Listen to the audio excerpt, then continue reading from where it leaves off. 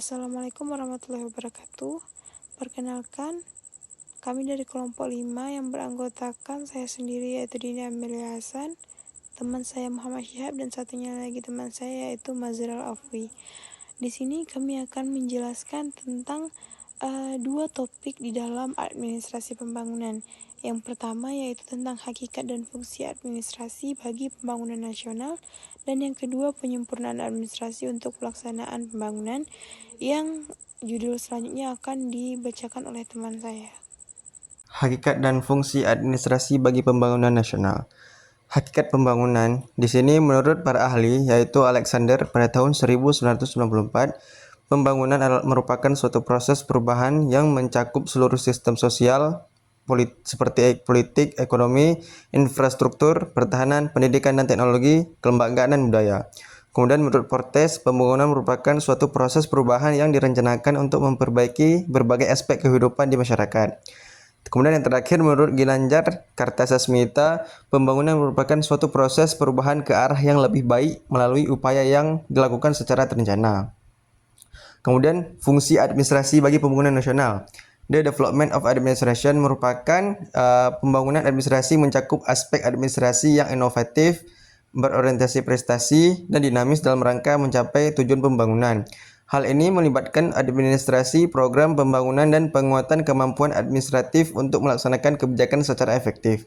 Kemudian yang kedua adanya the administration of development, yaitu penyelenggaraan pembangunan mengacu pada proses perumusan kebijakan dan program pembangunan serta pelaksanaannya secara efektif. Ini melibatkan koordinasi dan pengelolaan berbagai kegiatan dan sumber daya untuk mencapai tujuan pembangunan. Baik, di sini saya akan menjelaskan tentang filosofi penyempurnaan administrasi.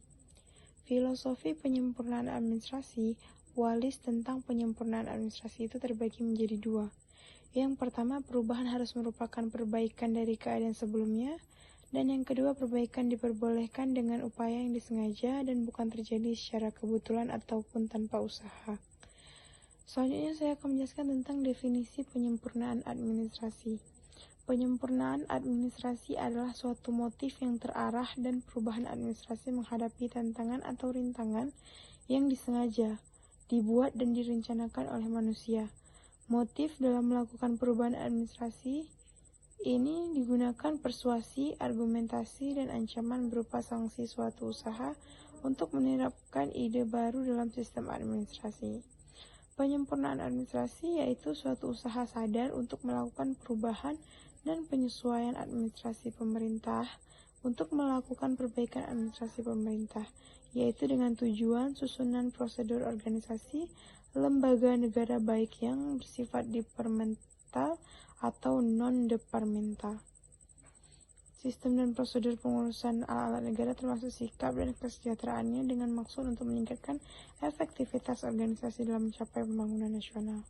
Selanjutnya, berdasarkan definisi yang dapat dipahami, ada dua faktor hubungan sebab akibat dalam penyempurnaan administrasi. Yang pertama, faktor penyebab, dan yang kedua, faktor akibat. Faktor penyebab adalah lain yaitu perubahan tujuan, struktur dan cara organisasi, serta sikap aparat negara. Yang kedua itu faktor akibat, yaitu tentang efektivitas organisasi. Penyempurnaan administrasi.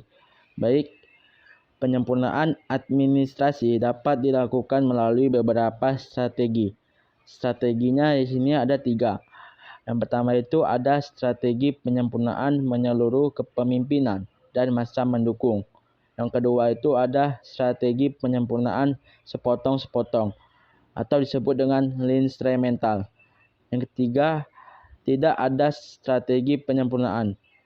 Baik, langsung masuk ke faktor yang mempengaruhi penyempurnaan administrasi. Sini ada 3 juga. Yang pertama itu ada keadaan, tujuan, sasaran, dan sebagainya. Yang kedua itu ada agen pembaruan, yang dimana orang yang melakukan perubahan. Yang ketiga itu ada faktor lingkungan, bisa dilihat dari kondisi negara tersebut.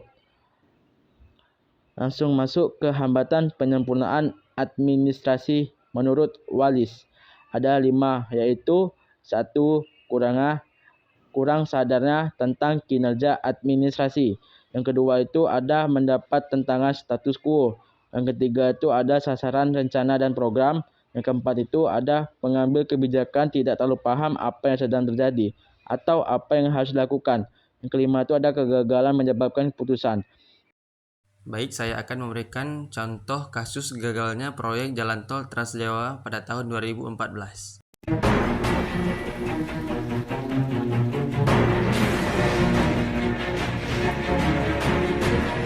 Proyek Tol Trans Jawa yang diharapkan dapat meningkatkan kemudahan transportasi di Jawa, khususnya di wilayah Banyuwangi, ternyata gagal selesai tahun 2014. Dalam beberapa tahap, proyek ini rencananya akan dibagi menjadi 2 tahap, yaitu tahap 1 Probolinggo Besuki sepanjang 49 km dan tahap kedua Besuki ke Banyuwangi sepanjang 125 km. Kegagalan dari proyek ini disebabkan oleh berbagai faktor seperti kesulitan pembebasan lahan, permasalahan teknis, dan keterbatasan dana. Hal ini dapat menyebabkan proyek tidak selesai sesuai dengan target dan tidak efektif dalam meningkatkan kemudahan transportasi di Jawa. Untuk mengatasi kegagalan ini, maka diperlukan perbaikan dalam sistem administrasi pembangunan, peningkatan kemampuan aparatur, dan perhatian lebih pada kepentingan masyarakat.